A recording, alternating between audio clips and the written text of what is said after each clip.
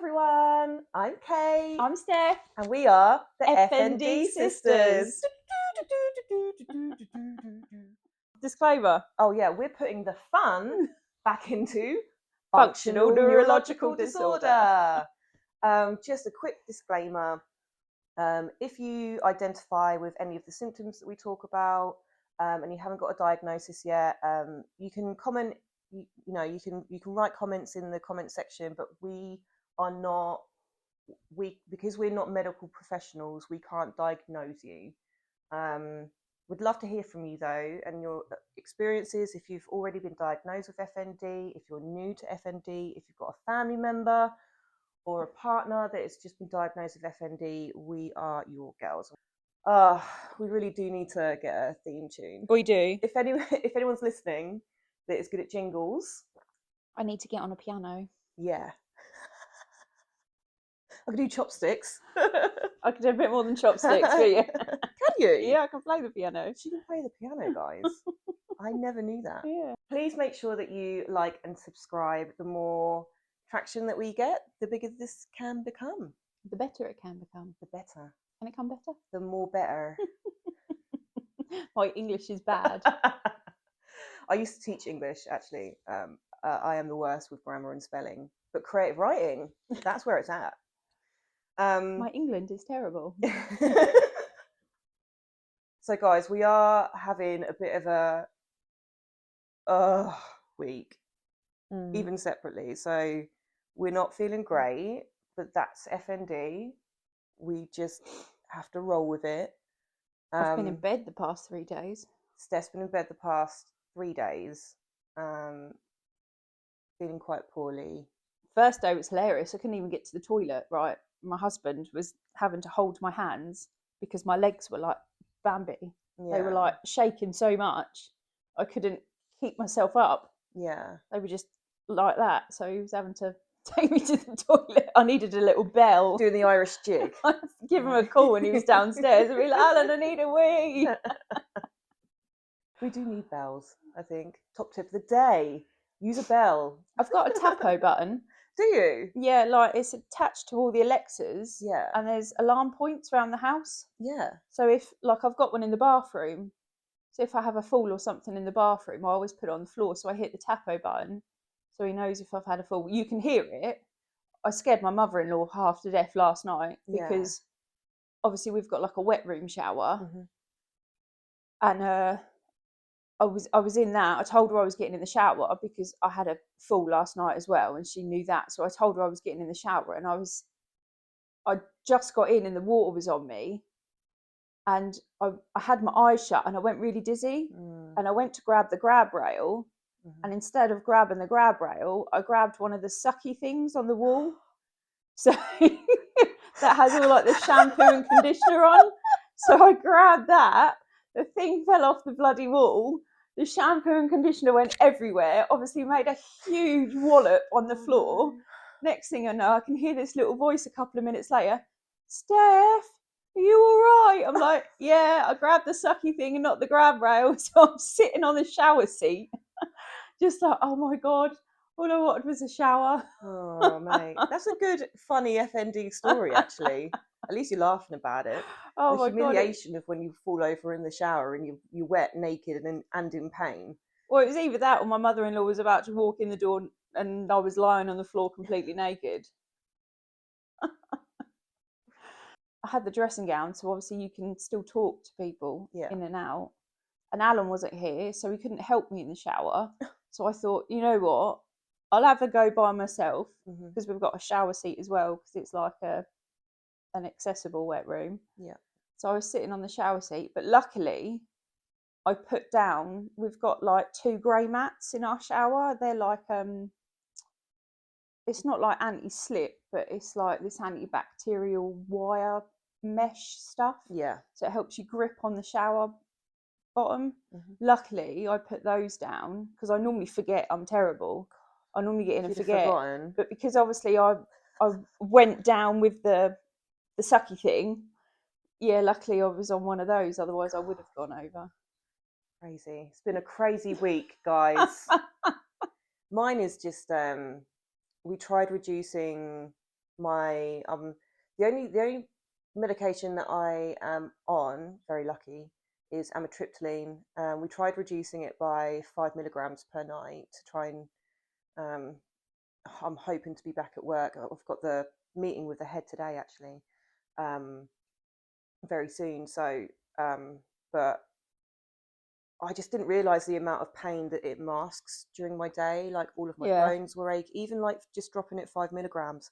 All my bones were aching. I felt really anxious all the time. Yeah, it's been a rough week. And then I've gone straight into this is my, and ladies, you'll understand this. It's my week before my week, if you know Oh, what I okay, mean. yeah. So I'm already a little bit more moody, a little bit more sensitive to pain. And like last night, I was just sat on the sofa with my partner, and I was like, I just need chocolate. He was like, okay, you go. We're here for you. It can feel quite isolating. Oh, absolutely. I remember feeling like, is this going to be for the rest of my life?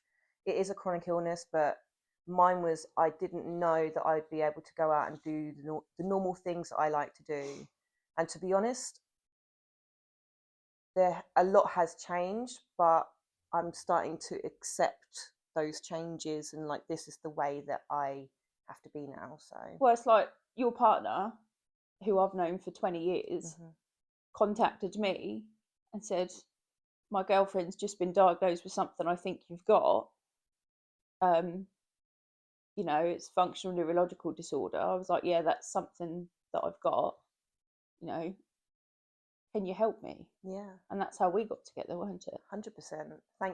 Thank God for James. I honestly, and thank God for you. Even in our first few conversations, you were able to say, just help me and just connect. And then we started talking, and then it's nice to find somebody that understands. Yeah, isn't it? yeah, 100%. Like, and it's true what they say about finding your tribe as well. Yeah. Oh, absolutely. You And know, even though I've had it since like 2020, it's nice to find somebody that I can have as a friend, because I had friends, but nobody understood when I said I was tired, or I couldn't go out, or I'd have to drop plans or stuff like that. And I think they just thought I was being a pain in the ass, basically. Yeah. But it was like, you can't understand, and you can't make people understand either. However much you try, I think unless you've been in that scenario, you can't make somebody understand how you're feeling. And yeah, and then 5 years later I met you, and I just feel like I've met a sister. And I can talk to you about anything. I can and we say do how I'm talk about feeling. everything. Yeah. Like in the short space that we've known each other, I felt like I've known you a lifetime. Do you know what I mean? Because it's just finding that person, and then you finding us that understands, is just, oh my God, I feel like a weight's been lifted off my shoulders. Absolutely.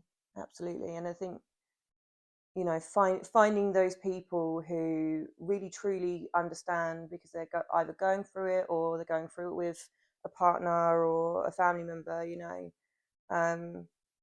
It stops that isolation. And to be fair, I think at the beginning, I didn't even tell my mum at the beginning. I was almost embarrassed to tell people. Yeah. Which sounds really odd, but I was, because I had a lot wrong with me anyway. Part of it was just like, I was going to tell people, they were going to be like, oh, another thing. Yeah. But part of me was quite embarrassed. Yeah. Because it is so much, and because it's neurological, I was just like, it's going to affect my life so much.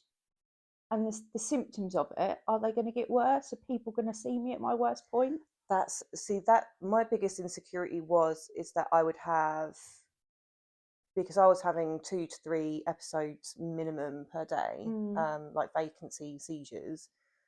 I didn't want my family or my closest friends to kind of see me that way. Or it's almost like I wanted to try and get over it. Yeah.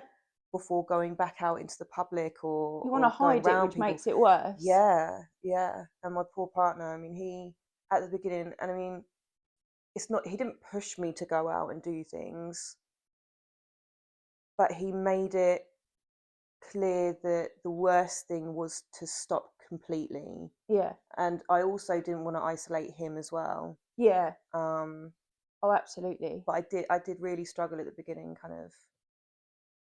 It's almost like coming out, isn't it? It's like, this is the new me. Well, it's hard because you have to Hi. get on with life. You have to get on with life. If you've Yeah. got kids, if you've got a partner, Mhm. life carries on. Yeah. But it's almost like you don't. Mhm. You're stuck in that. What do I do now? Yeah. My life's changing forever. Yeah. It's almost that doom and gloom. And like you say, if you've got nobody to explain that to, Mhm. it's just the worst feeling in the world. Yeah. And you don't want to experience things in front of your kids. Mhm. You don't want to worry them. You know, you try and hide it from your family because you don't want them to see them. Like, I try and hide as much as possible from my mum and dad because it's like I don't want them to see their daughter experiencing pain, Yeah. seizures, bad moments. Do you know what I mean? I like, if, like with my daughter, I'd be like, tell me anything. Mm. I'm open. And I know my parents are like that, but it's that thing of seeing your little girl or little boy Yeah. going through something and you can't protect them. Yeah. And another thing for me, it was at the same time as me, you know, I was having all of this health stuff. There was a member of my family going through a bit of a crisis at the same time. Mm. So I kind of retreated so the rest of my family could help that family Yeah. member going through what they were going through. Because I knew that, you know, I still had James, and his family were very, you know, accommodating and very You've had good your with that. support network. Exactly. So Yeah. I didn't, at first, I didn't really want to kind of impose my stuff because, and this is back into childhood stuff, I didn't want to be that sister that Took the somebody's light going off. through somebody's going through a hard Yeah. time, and then suddenly I am. Yeah. Oh, is she just doing that for Oh, attention? absolutely. That kind of thing. Yeah. So I think that's why I retreated so much. And that's where the attention seeker bit comes into it, isn't it? Right, exactly. Because you don't want to be named that attention seeker. No, it took me ages to be open about it on social media as well, because mixed in with that, I was signed off work, and I didn't want to be too on social media, because it's that thing, isn't it? It's like, am I being too on social media? So some of my colleagues that might have my social media will be like, well, why is she off sick then? Yeah. Do you know what I You mean? don't want to be seen to be having a life whilst off Yeah. sick. It was one of the biggest anxieties as well with bringing out this podcast, where it's like, this is now public. Mm. What are my colleagues going to think? And I think there is a part of me that is still like recovering from all of this, or trying to get back into remission from this. Part of it is trying to go out into social situations Yeah. and testing myself. Like, can I stand in a supermarket for 15 minutes? Can I do a 15-minute walk? Can I go to Felixstowe and enjoy a crepe? Yeah. And Crepe. a crepe? It's not a grape, is it? It's a crepe. It's a crepe. All right, cocoa. See, look, I get bullied here. I'm I don't know from- why I I'm come from here. common tractor ground. That's why. A crepe? What is a crepe? If it was a crepe, it would be CRAPE. Oh, I don't know. I'm dyslexic. It's for a crepe. Christ's sake. I see letters everywhere. Anywho, I feel like we've just gone off like, I'm just having a general chit chat yeah, today, 100%. Well, let's go over to the question of the week, because this came Yeah. up Someone in our comments on our YouTube channel had some really good questions, and it's a long-standing debate in the FND community. So I'll let you kind of Yeah, read it so out. it says the lovely lady reached out to us and said, I only got diagnosed last month after losing all the feeling from my neck down. I woke up with a sore back and thought I'd slept on it wrong. 2 weeks in hospital, regaining movement and limbs and walking again. Noise is a big trigger for me too. So, obviously, from the podcast before, we were talking about noise triggers. As I'm new to this FND journey, I do wonder sometimes what brought it on. Was it my back pain? Was it childhood trauma that wasn't dealt with? Was it stress? Maybe I'll never know. Anyway, I try to stay positive and not dwell on things I can't control. So this is a huge debate within the Mm, FND community, isn't it? Because mhm, it's supposedly brought on by triggers or medical issues, or it can be anything. mhm. It's not just something you're born with or you will get naturally. No. Um, it's something that has been brought on by something else, like something's changed in your brain Yeah. to make it change. Yeah. Um, So I. Sorry. no, I You was just carry going to on. say. So That's my it's ADHD, by the way. I butt in when I'm not supposed to be doing so that. it's a huge talking point, isn't it? Like Yeah. on forums and social media. I was about to say it. Mhm. Um, it's just a common question, Mhm. and I think it's just something that we need to put out there from our Yeah. perspectives, really. So when I got the diagnosis, the neurologist said there's two parts. There's one part which is this could have been triggered by a physical trauma, Mm. so a flu, COVID. It could be a car accident. It could be a surgery. It could even. I think I saw someone actually say that they went to the dentist, and Oh, that's where it really? first started. Yeah. So there's the physical side, Yeah. and then there's the psychological side. So if you've got trauma, childhood trauma, um, just any kind of trauma psychologically, Mm. that can also be a trigger.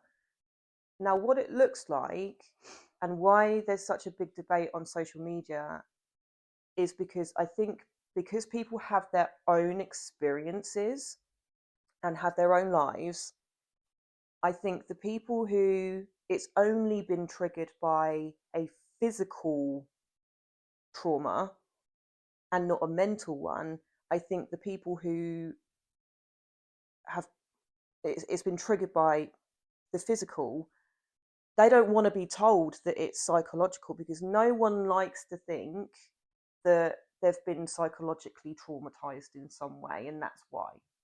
Um, that's why I think there's quite a lot of like heated discussion in the community on the groups because the people who are just the physical side don't really want the association of psychological. Mm. For me, it's both. Yeah. For me, I mean, I'm not going to go into it. It's the wrong podcast, and I'm in the wrong career to fully disclose any of that. But there is a very long, grisly kind of trauma that has been consistent and it has been happening since childhood for me. However, when I got FND, when the symptoms started, I was actually the best I've ever been in my psychology. Mm. You know, a loving partner that I know is literally my soulmate. Career wise, going really well. Everything's pretty epic. I'm at the top of my game. I'm doing lots of, maybe it's stress. I like what she said about, it could be stress. I was an absolute Stressful. machine. I was on top of everything, but I mean, it could have fried a lot of stuff. So when I got told that part of it could be psychological, I just, really, the amount of work I've done over the years, the counselling sessions, the therapies, everything that I've ever done, and I'm the best I've ever felt mentally.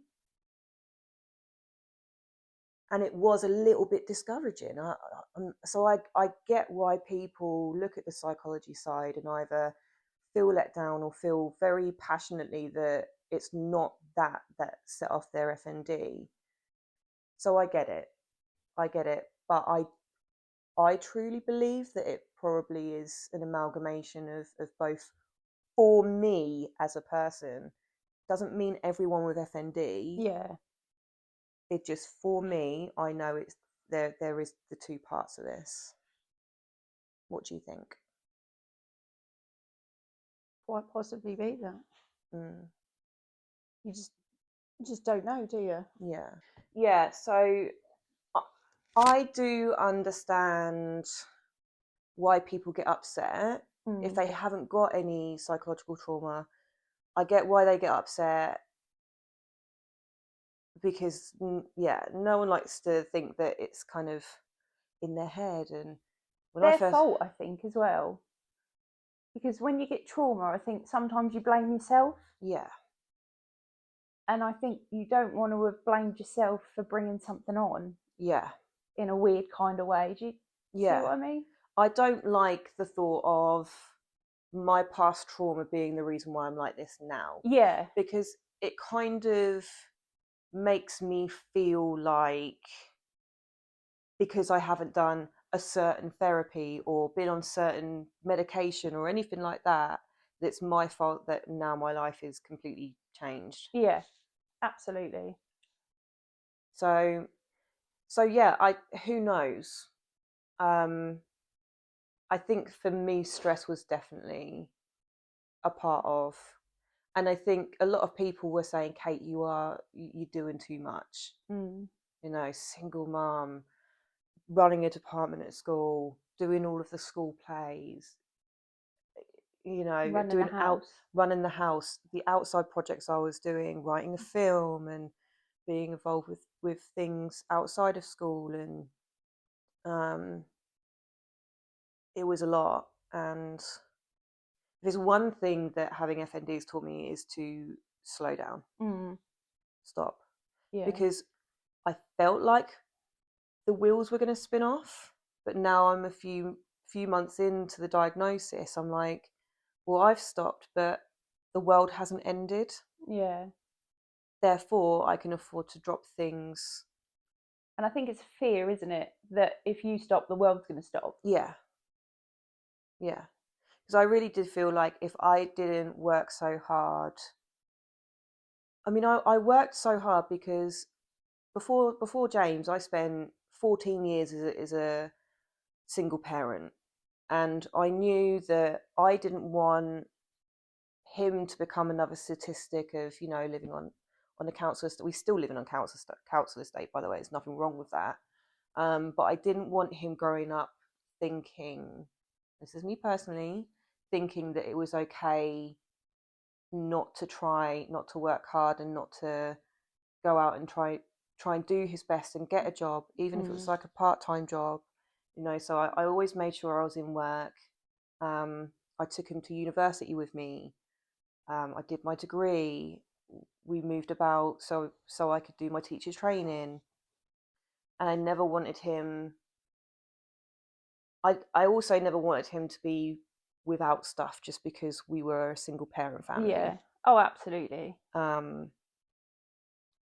So that's probably why I got to the state that I was in just before the diagnosis, was because it was almost like, if I let some of these balls go, we're not going to have, I mean, we still haven't, I still haven't got enough money to take him on like really nice holidays, but we're comfortable. And I didn't want to lose that comfortability.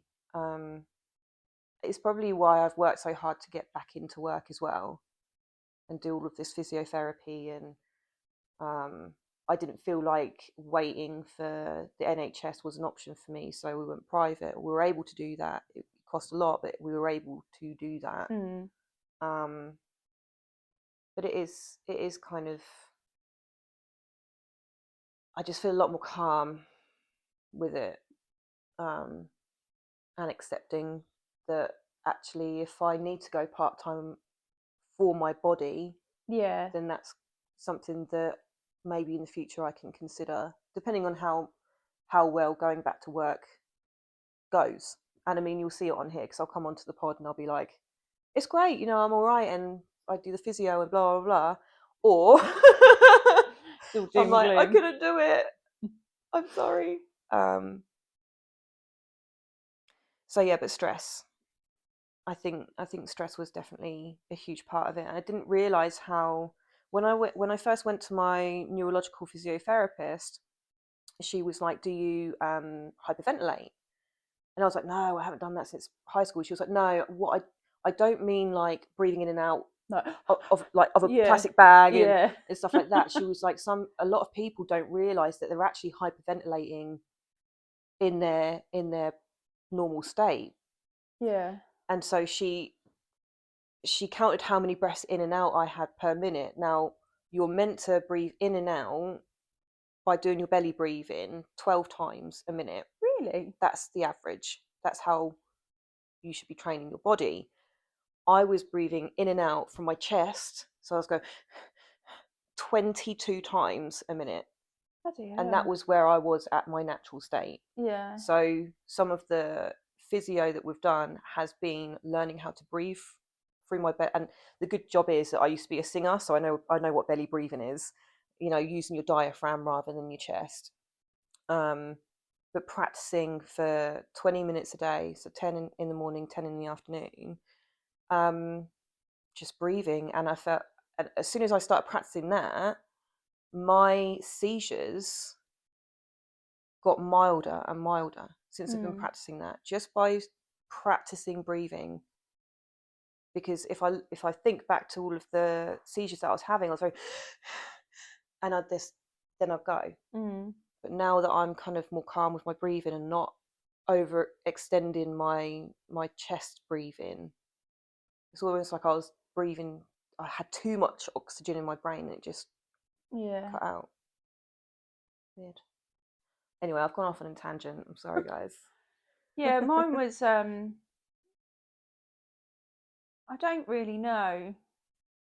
Well, I kind of do and I kind of don't. I've not been very well since about 2012, 2013. I used to be a police officer and saw a lot, dealt with a lot, as you can probably imagine. And had a bit of a breakdown. I say a bit of a breakdown. I had a big breakdown in 2013. I just think my body and my head just couldn't cope with what I was dealing with. And I always wanted to do more, but you have restrictions and you can't. Or I always wanted to give a DV victim a cuddle and say it's going to be okay, but you can't. Do you know what I mean? I'm that kind of person. And I had a big breakdown. And then in 2016, I had a significant trauma. And my health just rapidly decreased from there. But I don't mean the FND, I mean everything. Like my joints, my head, you know, my tummy, it just all went. And I don't know why. If it was the trauma, it was the trauma. Not too sure. Whether it was just all like spiraling in my body and it just needed something to come out, because after the trauma I just fell apart and I just had to rebuild my life. And obviously that's when I met Alan in 2016 as well. So he was a very big part of rebuilding me. Like when we, like I said before, we met on Tinder. But I always said to him, I'm not a well person. And he came into the relationship knowing that. But we built my life back together. and I think that's why we're so close. And then my health started to decrease again in, like I say, in 2018, and then 2020 was when I was diagnosed with the FND. So whether it was trauma, I don't know. I suffered a loss in my life when I was very young, and my mum got very poorly. You know, you can't go back and blame stuff like that, but I think it all amalgamates into stuff that goes on. Some people, the dreaded subject, blame the COVID vaccine. Yeah. I mean, I had my COVID vaccine in 2021 because I was one of the vulnerable people, but I had FND in 2018. But some people blame the COVID vaccine and say, well, I was fine up until that point, and then I got really poorly. Yeah. You know, I think everybody's trying to find a fault with their life to blame it on because the doctors say it was triggered by psychological or physical trauma. So everybody's trying to find that point in their lives that they can say, yeah, that's why I got FND. Yeah. But you just don't know. No. And I think so when was it episode 1 came out of the pod, there was a comment somebody made about, you know, looking into the COVID vaccine. And so I'll set the scene, right? So a few years ago, I had a boyfriend who was very into conspiracies, and I got really ill in my head with it. Oh, So God. for a good couple of years, I mean, he would sit and watch and have Sky News on all day, and then he would cross-reference with, then go find what was really happening on the internet, Yeah. cross-reference it, Illuminati stuff. You know, it was like That can be it was really unhealthy. really unhealthy, really intense. And so when I broke away from that relationship, I kind of vowed that, you know, conspiracy theories, people will believe what they believe. And obviously when the COVID vaccine came out, I was teaching at the time. I do feel like there was a lot of pressure on me to go and get the vaccine. Otherwise, I think they worded it so they could legally get away with it, but they basically worded it like, if you don't get the vaccine, you've got no job. will you have a job? We don't know. Yeah. So I went and got it, and I just don't feel like I'm personally in a place where I can go down that rabbit hole at the moment. There's probably a lot of facts, a lot of information. People will believe what they want to believe. I'm not ready to believe that my government would do that. Yeah. But that's just where I'm at the moment. And people with theories. I think it depends where you are politically, doesn't it? Yeah. Yeah. I believe what I believe in. I can't say it publicly because of my career. But what I will say is that I'm not in a place yet to look at the vaccine and go, that's why. And that's where I'm going to leave that topic. Yeah. Because it is very controversial, and people will take what they want from that. But it is important to talk about, though, because they're, you know. Well, it could have been. Who knows? Know what I mean? It could have been a reaction in your body that didn't like something that went into it, and it made you poorly. Yeah. You know, everybody's different. You never know. If you put something into your body, if you eat something, you never know how your body's going to react. Do you know what I mean? People with like celiac disease. Oh, sorry, carry on. People with celiac disease, you know, they put something into their body and it reacts to it. You know, people with nut allergies do the same. You've always got to get that point where you put it into your body and it reacts to it. Yeah. You know, you just don't know. And could be, you know, you have the polio when you're younger. It could have been the MMR. Is it Yeah, MMR? yeah, measles, mumps, and rubella. Yeah. You just never Who know. knows? Who So knows? Yeah. And it's a huge topic that people take what they want from it.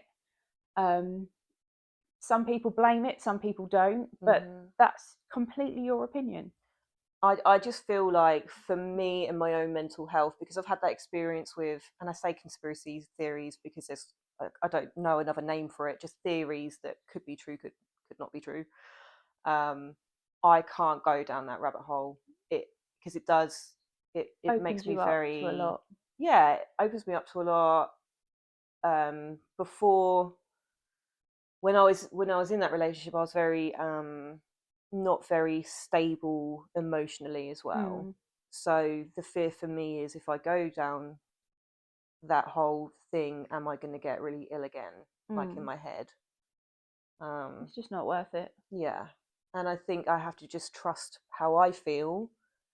If I don't trust, and I think that's what we're going to talk about next as well, is our top tip of the day about just, if you've had like one bad experience with somebody, like a consultant or a neurologist or a nurse or an A&E Paramedic. or a paramedic or anything like that, just because you've had one bad experience does not condemn all of the NHS or all of the healthcare No, don't providers. tarnish everyone with the same brush. Yeah, because there are people out there that are raising awareness of FND.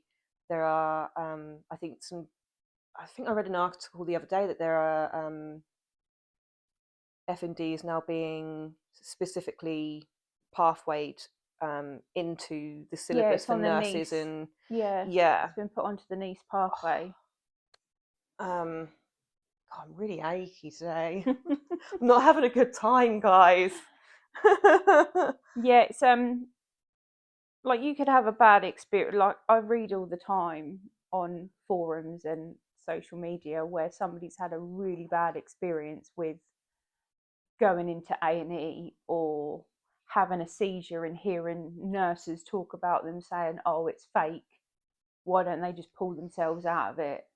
Stuff Yeah, like that. But I mean, some horror you know, stories. yeah, but you never know. That nurse could have dealt with a lot that shift and could just be gotten to the point of, for Christ's sake, I just want to go home. Yeah. I can't be dealing with this. Do you know what I mean? Mm-hmm. So, but I'm quite lucky. I've never had a bad experience with a consultant, a doctor.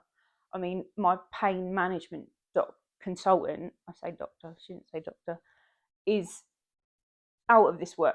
You know, he could not do enough for you. He's been amazing. I've been to theatre so many times. He calms me down. You know, he is incredible. My rheumatologist, she's lovely. My neurologist, he's lovely. Do you know what I mean? I've never had a bad experience, so I can't talk about that feeling. Yeah. But not everyone's the same. Like it's the same with police officers. We were having this conversation earlier, isn't it? Just because of one police officer treats you poorly, and they shouldn't, because they've gone into a public service. You know, they might do the minimum amount that they can for you. You might get somebody else that can't do enough for you. You know, it's just, you never know what they've experienced that day. You never know what they've gone through. It could just be they're having a bad day. Mm-hmm. It could just be that they've had enough of their job. Mm-hmm. But don't tarnish everyone with the same brush. 100%. Because there are people out there that want to help you. Yeah. That are there for you. And I think, and I've even read somewhere that people aren't calling 999 or going into A&E because they've had a bad experience. Yeah. And it's like you're putting That's your quite health on the dangerous. line. Yeah. For one person that was having a bad day. Yeah, absolutely. It's not worth it.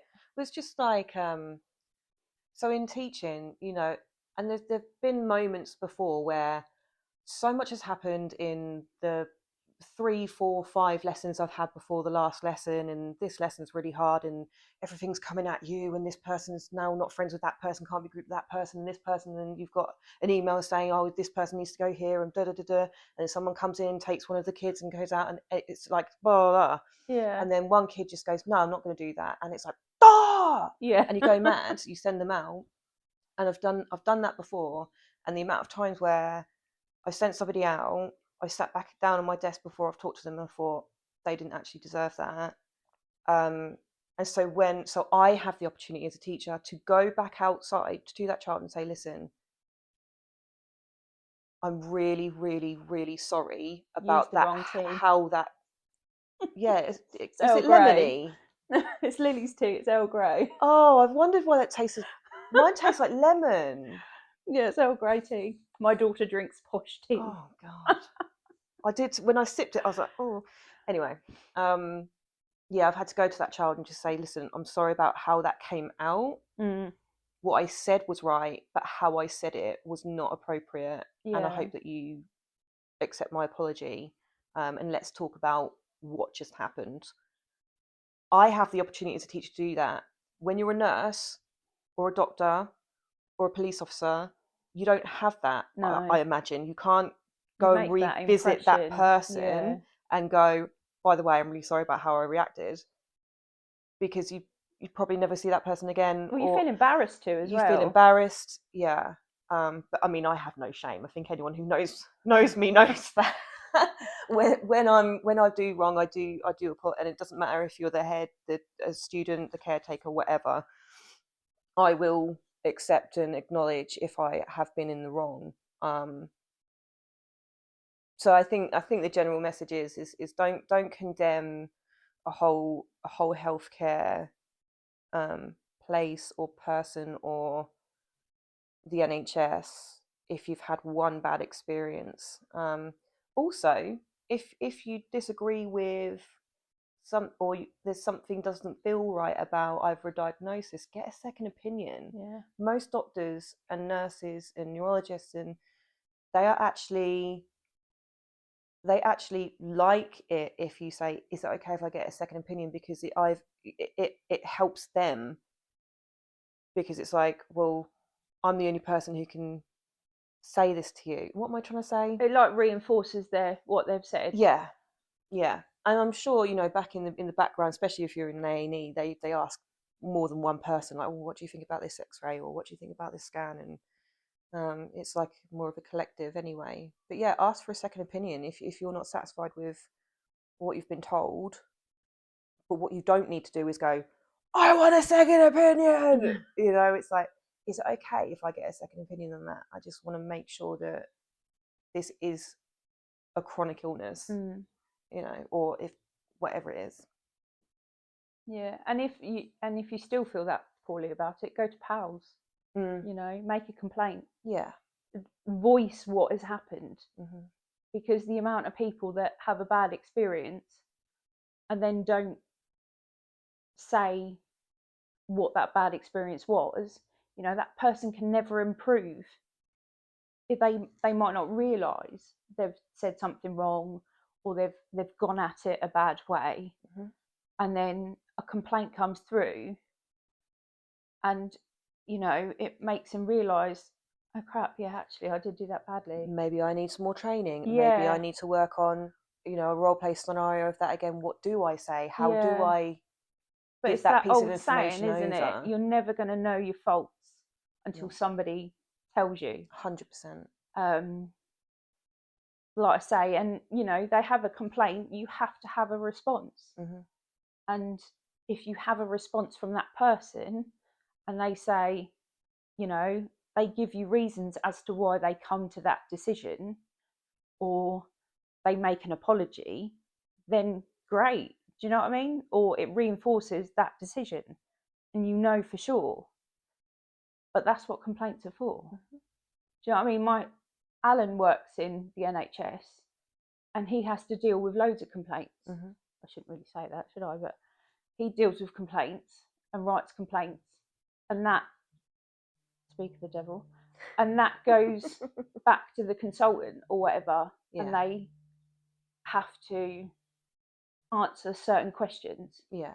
So you'll always get a response from them. Yeah. And I think they have to respond in something like 28 days or something. So it's not like you're waiting Yeah. months and months to get that response. Do you know what I mean? And, you know, if you want to do it, you want to do it. If you don't want to do it, you don't want to do it. But don't avoid getting help just because you've had that one bad experience. They could save your life. You could go in, have someone that's absolutely lovely. They could pick up on something that's seriously wrong, and they could save your life. Yeah. Rather that than a family member having an autopsy of their friend, their mum, their dad, their their son, their daughter, picking something up and been like, this could have been prevented. Yeah. Do you know what I mean? I think that's definitely, the worst. Okay, so let's try and pack up a little bit. That tea is rancid. I don't know what's happened. You like Smell Earl Grey? it though. Yeah, it's lemony. Why is it lemony? It's like floral and lemon. But that is you got tea from horrid. the canister, didn't you? Yeah. Whereas the coffee, tea, and sugar are the blue and white ones that are stacked. Oh, see, she's too organised. She's got too much tea. That's the tea, normal tea. What is the tea? And then the canister, the brassy canister, is Lily's tea. Okay, so funny FND stories. So you've already told quite a funny one, actually. Yeah, I fell on my ass would have ended. To anyone else, that would be really traumatic, wouldn't it? But we're just I just laughed. I got off the chair. I was like, "You absolute idiot, Steph! Why did you do that for?" But yeah, when I told my mother-in-law lives with us, when I told my mother-in-law, she was like, "Oh my god, are you all right? Are you all right?" I told Alan, "Oh my god, are you all right? Are you all right?" I'm like, "Yeah, it's one of those things. Just another day." So I've got one more kind of funny FND story. But please, if you do have a funny FND story, please send them in. I'm kind of running out of funny things to say. Although, who knows what's going to happen between now and like the next episode. That's true. Yeah. So this happened before the diagnosis, before we even knew what FND was. And this was when we were on our way back from our holiday in Somerset. So it was a really long car journey. And my partner was he was driving, he was in the front of the car, and he was talking to me, and I suddenly realised that I couldn't talk to him back. And I was like, what? I don't really understand what's happening, but I can't talk to him. And he's like, are you okay? I'm like, I literally cannot move, complete paralysis. And he merged from the M25 onto the A12, and suddenly I just kind of flopped, went into a vacancy seizure. And when I came out of the seizure a few minutes later, I still couldn't speak, and that's the first time that had ever happened.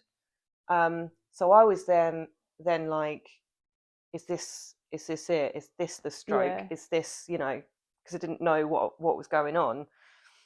And he was like, say something, just anything, and I couldn't say anything. And then there was this big old build up, and it was a good 10 minutes, and then suddenly my first word was, because I was trying to tell him that I wanted to speak. All that came out was speak. Bit like your tango experience. A bit like tango, yeah. But I was like, speak. And so he just started absolutely like roaring with laughter. I started roaring with laughter. And slowly but surely, every sign that went past, I was like, Basildon, Chelmsford. And I was like basically teaching myself how to speak all the way up the A12 again. And by the time I was at, Copdock, I could talk normally. But I mean, that was quite a scare. That was the first time that that I couldn't speak as a result of having a seizure. So that was yeah. But it's so fun. I just went, speak. And he was like in the front of the car, like, what is happening? So yeah, that's my funny FND story. Please send in yours. Like I say, I'm running out of material. Or any questions, really, like the lady that commented on YouTube. We're always here to talk or explain or make a bit of a joke or put our opinions on things, or just make you feel validated that you're not on your own. People will go through this and it can be very, very isolating. Yeah. But you're not alone. You are not alone. We are here with you. Cut to commercial. Yeah. I'll probably have to think. Anyway.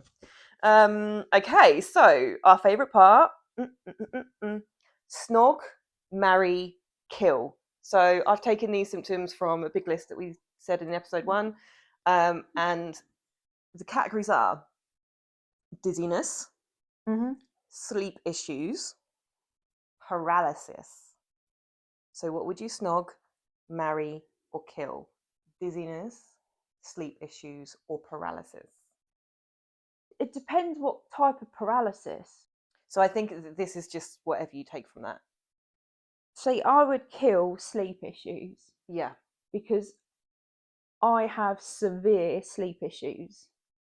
Have done for about 2.5 years. I've had sleep studies at my local hospital. I've been under CCTV and rigged up and stuff at Addenbrooke's, like a specialist hospital. So sleep issues I would kill, because I would absolutely love to go to bed one night, even have 6 hours sleep, and wake up feeling refreshed. Yeah. So I would absolutely kill that. So you've got snog and marry left, dizziness and paralysis. Paralysis I would snog, I think, because again it depends. It's like if I had 2 kill options, I would kill it. But I'm going off temporary paralysis. Yeah. Like after a seizure or just randomly. So paralysis like that, I say I wouldn't mind it too much. That's the wrong word to use. Yeah, I mean, this isn't like... But I think I'd snog it because I could take it or leave it. Yeah.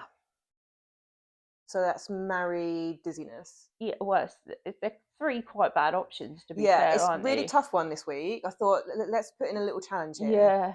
Because I actually personally think that I would kill the dizziness, because that, for me, it's the thing that started it all. It's the thing that is the worst thing for me to try and get back into driving. And it's the reason why I still pretty much have to walk with my cane still. Because this is more for balance for me rather than to help me walk. Yeah. So then I would probably snog sleep issues. I think because we have such different experiences with sleep issues, the amitriptyline helps with mine anyway. But when I don't have sleep, I become an absolute monster. Like, yeah. Honestly, like having a young child when I was young, I'm glad I got over and done with that phase. Like, because I can't handle not having sleep now. So I've tried every medication under the sun and I still can't sleep. Yeah.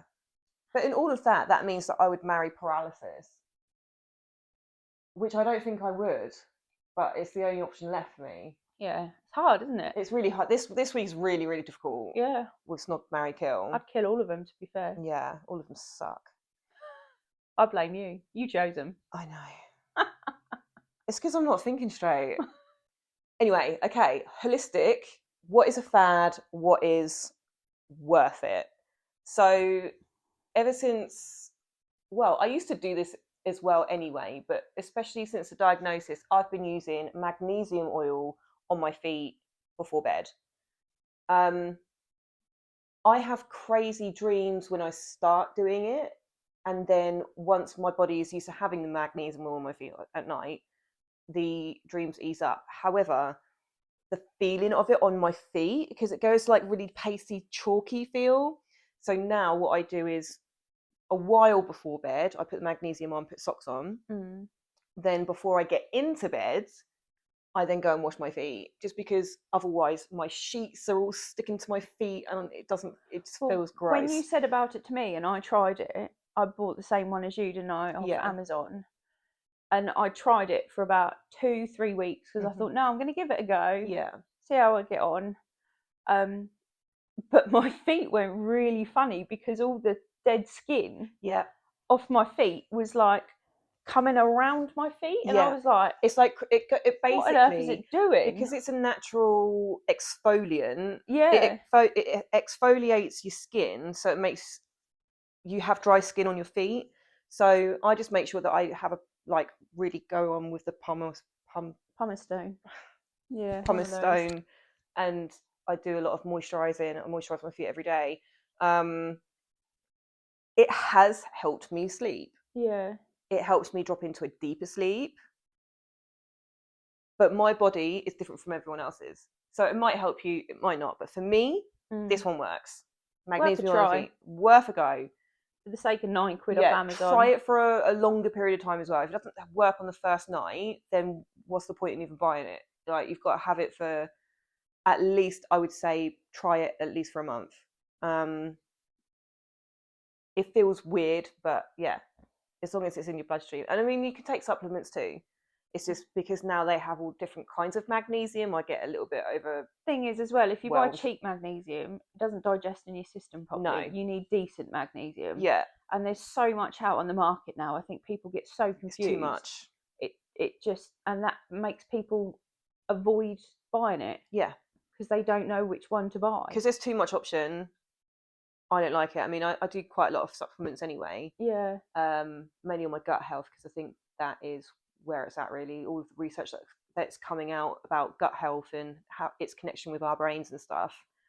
I've been focused on that since the diagnosis, and I have felt it helps. But I mean, we'll probably talk about that maybe next pod. But yeah, magnesium oil on your feet, weird but works. Just make sure you keep up with your moisturising the next day. So I think that is all we have time for today. Thank you so much for tuning in and listening to your FND sisters. We absolutely love you. Please make sure that you hit like and subscribe. It helps us more than you could ever know. And make sure that you comment and talk to us, because the more you talk to us, the more we can talk about what you're talking to us about on... I feel like I've complicated that. No. Please talk to us. We're lonely. We've got no friends. No, and every time, I don't know whether you're the same, but every time we get a like or every time we get a comment, it makes me smile inside. Absolutely. Every comment that I see and somebody's connected and said, yeah, I've just been diagnosed with FND, or my sister's got FND, and I'm just like, oh, yeah. Sorry. I'm like, even every like. We're doing it for you guys. Yeah. So just makes me warm and fuzzy inside. It makes me feel great. So we are looking for... afternoon meds. We are looking for sponsors or partners. So if you have a small business, a big business, or whatever, we would love to hear from you. Our contact details are below in the description box. And I think that is a wrap. That's it for this week. We love you guys. It's been lovely talking. Yep. Tatty ho. I'm not saying tatty ho this week. Bonjour. Au revoir. No, I know. I'm trying to be funny here. I am an idiot when it comes to buy. She is funny. How should we end? Bye-bye. Goodbye.